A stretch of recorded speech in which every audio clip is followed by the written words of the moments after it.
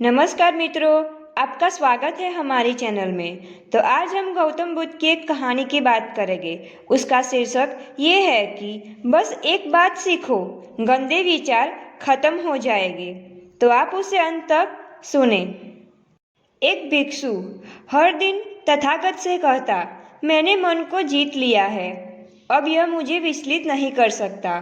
तो एक दिन गौतम बुद्ध ने कहा, ठीक है, तुम दक्षिण दिशा में भिक्षा मांगने के लिए जाओ, यही तुम्हारी आखिरी चुनौती है। फिर अगले दिन ही भिक्षु ने व्याकुल होकर कहा, मुझसे बड़ी गलती हुई, लेकिन अब मैं दोबारा उस दिशा में भिक्षा मांगने नहीं जाऊंगा। यह कहानी शुरू होती है जब एक बड़े प्रदेश का राजकुमार अपना राजमहल सब कुछ त्याग कर बौद्ध संघ में शामिल हुआ। शुरुआती दिनों में नए भिक्षु ध्यान करना सीखते, इसके साथ साथ गौतम बुद्ध उन्हें भिक्षा मांगने भेजते ताकि भिक्षुकों का अहम कमजोर हो और उनका व्यवहार विनम्र हो जाए। संघ में आने के कुछ पश्चात राजकुमार भी भिक्षाटन पर जाने लगा।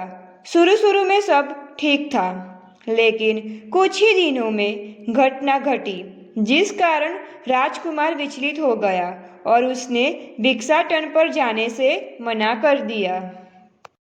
भिक्षाटन का नियम था कि भिक्षु केवल 2 घरों में भिक्षा मांगते और नहीं मिलती तो आश्रम वापस आकर जल ग्रहण करते। एक बार राजकुमार भिक्षु नगर में भिक्षा मांगने निकला और दुस्सहयोग से भिक्षा नहीं मिली।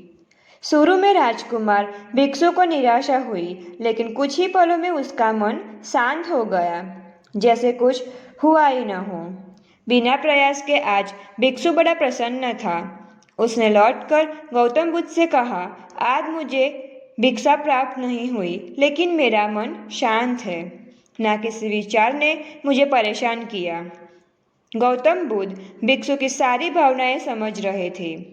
तथागत ने कहा, अच्छी बात है, अब तुम कल महल की तरफ भिक्षा मांगने जाना।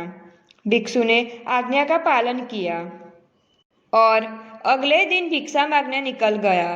कुछ देर बाद जब भिक्षु महल के आगे से गुजरा तो उसे अपना महल याद आ गया कि कैसे वह ऐशो आराम का जीवन था। भिक्षु ने सोचा, महल में खाने को स्वादिष्ट पकवान मिलते और सेवा करने को कई नौकर होते और सभी प्रकार के सुख मिलते। ऐसा सोचते सोचते भिक्षु के मन में इच्छा हुई कि आज बढ़िया भोजन मिल जाए। तभी भिक्षुक सचेत हो गया कि यह सब अतीत की स्मृतियां हैं और मैं केवल इन्हें देख रहा हूँ। पुरानी यादों के ताज़ा होने से मन में कुछ अच्छाइयाँ प्रकट हो रही है। यह भी मैं केवल देख रहा हूँ। अगर मैं इन शारीरिक इच्छाओं को पूरी करने की लालसा रखूं, तो मैं मन की शांत और यह जागृत अवस्था खो दूंगा। भिक्षु ने महसूस किया कि जब जब हम स्वयं को 2 कदम आगे ले जाते हैं, चेतना का स्तर ऊपर उठाते हैं, तब तब मन इस प्रकार से खेल खेलता है। जब हम मन को शांत करने लगते हैं, तब मन हमें बेचैन करने की पूरी कोशिश करता है।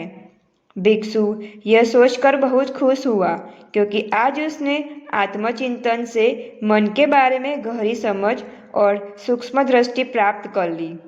भिक्षु ने आश्रम आकर गौतम बुद्ध को सारी बात बताई और कहा, तथागत, आज मुझे आपकी कृपा से सूक्ष्म दृष्टि प्राप्त हुई। मन हमें बार बार इच्छाओं में उलझाना चाहता है। महल को देखकर मुझे भी पुराने सुखों का स्मरण हो आया, लेकिन आज भी विचार मुझे छू नहीं पाए। गौतम बुद्ध ने कहा, अच्छी बात है, कल नगर की दक्षिण दिशा में जाना। वहाँ एक हवेली है, वहाँ मन और विचारों पर उपदेश देकर आना। भिक्षु बहुत खुश हुआ। आज वो जल्दी जल्दी चल रहा था, क्योंकि वो उपदेश देने जा रहा था। पर दोस्तों, इस बार की यात्रा भिक्षु पर भारी पड़ने वाली थी। कुछ ही देर में भिक्षु हवेली पहुंचा और भिक्षा लेने के लिए आवाज लगाई। आवाज सुनकर एक सुंदर युवती बाहर आई। भिक्षु ने सोचा कि इस युवती की सुंदरता को देखकर मेरे मन में कोई विचार नहीं आना चाहिए, क्योंकि मेरा यहाँ आने का प्रयोजन तो उसको उपदेश देना है। युवती ने भिक्षुक को प्रणाम किया और कहा, आइए पहले भोजन ग्रहण कीजिए।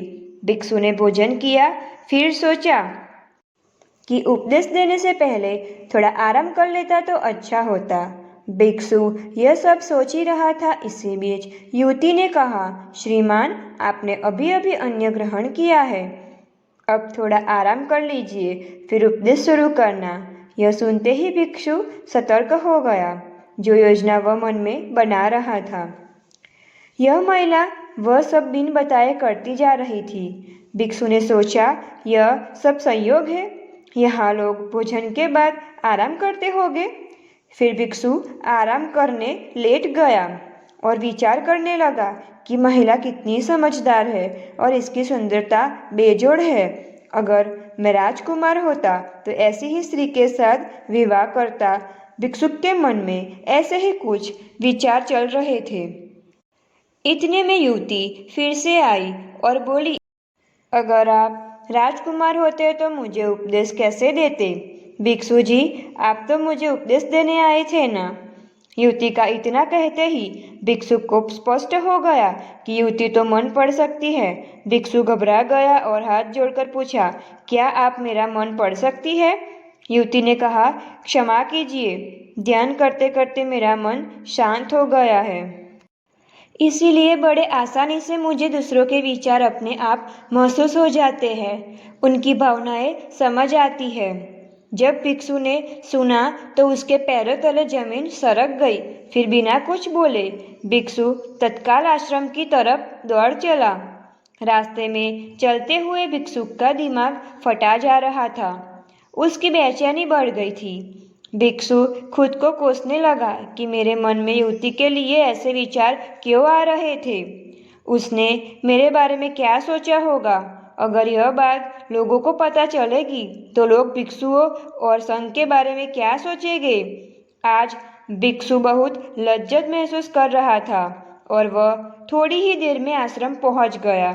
जब भिक्षु गौतम बुद्ध के सामने पहुंचा तो तथागत ने देखा कि उसके चेहरे की रौनक जा चुकी है, दोनों कंधे झुके हुए थे।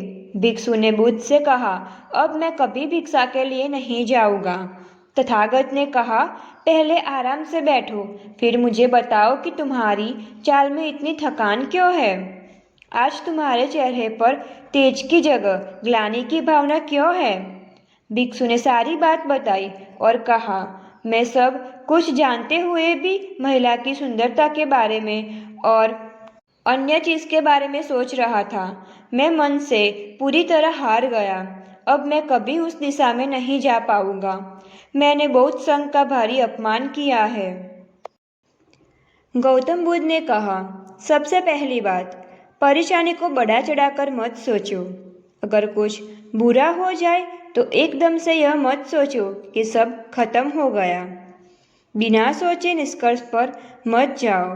दूसरी बात, ध्यान दो कि कहीं तुम नकारात्मक विचारों के साथ अतिशयोक्ति करने वाले शब्दों का प्रयोग तो नहीं कर रहे, जैसे कि मैं हमेशा हारता हूँ जीवन में, कुछ नहीं बचा है मेरे जीवन में, मन से पूरी तरह हार गया हूँ मैं, मेरे साथ कोई नहीं है। क्योंकि ऐसा करने से मन अति भावुक और विचलित हो जाता है और नकारात्मक विचारों के चक्र में फंसा रहता है। तथागत के शब्दों से राजकुमार भिक्षु के मन को सांत्वना मिली। भिक्षु ने पूछा, अगर मैंने अपने मन को जीत लिया था तो फिर मन ने मुझे परेशान क्यों किया? गौतम बुद्ध ने कहा, सबसे पहले यह समझो कि विचार पैदा कैसे होते हैं। पहले बाहर कुछ हुआ, फिर उस घटना के प्रति अंतर्मन ने प्रतिक्रिया की। इसी कारण शरीर में भावना या सनसनी पैदा हुई। फिर इसी भावना के प्रति तुम्हारे सचेत मन ने यानी कि तुम्हारे अंतर्मन ने प्रतिक्रिया की। इसी आखिरी पड़ाव को हम विचार कहते हैं। भिक्षु ने पूछा, हमको परेशान करने की विचारों में इतनी शक्ति आती कहाँ से है? गौतम बुद्ध कहते हैं कि हम खुद विचारों को यह शक्ति प्रदान करते हैं। जब आप सही गलत के टैग लगाकर विचारों को देखते हैं तो उनके प्रति विचार करने लगते हैं और एक विचार के साथ अन्य विचार भी सोचने लगते हैं। जब तक आप खुद को कोसा करोगे तब तक मन आपको नीचा दिखाकर हावी होता रहेगा। भिक्षु ने पूछा, फिर मन शांत कैसे होगा? गौतम बुद्ध ने कहा, अगर विचार है तो शरीर में भावना भी महसूस हो रही है, क्योंकि हर विचार भावना के साथ प्रकट होता है। अगर आप अश्लील विचार महसूस कर रहे हैं तो इसका मतलब यह है कि शरीर में एक भावना भी महसूस हो रही है और फिर आप उसके बारे में सोच रहे हैं, और इसी बात में मन को शांत करने का तरीका छिपा है। हर विचार को देखना कठिन है क्योंकि विचारों का वेग तेज है, लेकिन शरीर में महसूस हो रही भावना को देखना आसान है क्योंकि यह देर तक बनी रहती है। अगर उन्हें बिना विचार के सही गलत का मतलब लगाए सिर्फ देखा जाए तो यह गायब भी हो जाती है। तब मन के पीछे जो शांति है वो प्रकट होती है और उस शांति में एहसास होता है कि मन हमारा कुछ नहीं बिगाड़ सकता। हमारा अंतर मन कैसे ठीक होता है? बिना विचार के अगर हम किसी भी इंसान या घटना या फिर अपने मन को बिना विचार के देखते हैं तो मन के साथ साथ अंतर मन अपने आप स्वस्थ और शांत होने लगता है। अगर तुमने मात्र यह देखा होता कि इस औरत के प्रति विचार केवल मेरे अंतर मन के कारण है और यह मैं केवल देख रहा हूँ, मन में बहुत कुछ चल रहा है लेकिन मैं सांस के प्रति सचेत हूँ, मैं शरीर में होने वाली प्रतिक्रिया को देख रहा हूँ, तब भी तुम सचेत होकर दृष्टाभाव में लौट आते।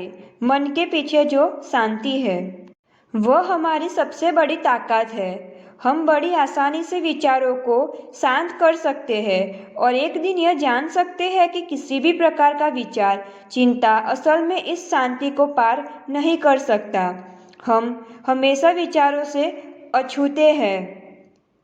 गौतम बुद्ध कहते हैं, तुम याद रखो, विचार तुमसे है, तुम विचारों से नहीं। तुम हमेशा ही अपने विचारों से शक्तिशाली हो, अपने डरों और चिंताओं से शक्तिशाली हो। अब तुम अगले 7 दिन युवती के घर भिक्षा मांगने जाओगे और ध्यान रखना, अपने विचारों को कोसना मत। अच्छे बुरे विचार केवल तुम्हारा द्वार खटखटाते हैं। तुम केवल इतना याद रखना कि तुम वह शांति हो जिसमें सब प्रकट हो रहा है। अगले दिन भिक्षु पूरे मार्ग जागरूक होकर चला। महिला के घर जाने से पहले थोड़ी घबराहट हुई, लेकिन भिक्षु दृष्टाभाव में बना रहा। विचारों को, शरीर में उठ रही भावनाओं को, डरों को, ग्लानि को, सबको देखता रहा। जब वापस लौटा तो वह पूरी तरह शांत था। आज उसमें मैंने मन को जीत लिया है, यह अहंकार भी नहीं था। आज उसने सही मायनों में मन को पार कर लिया था। इस कहानी से हमें यह सीख मिलती है कि ऐसे ही हमें भी अपने विचारों को अपने मन पर हावी होना नहीं देना चाहिए और हमेशा अपने मन को सतर्क रखना चाहिए। और ऐसे ही वीडियो देखने के लिए हमारी चैनल को लाइक, शेयर और सब्सक्राइब कीजिए।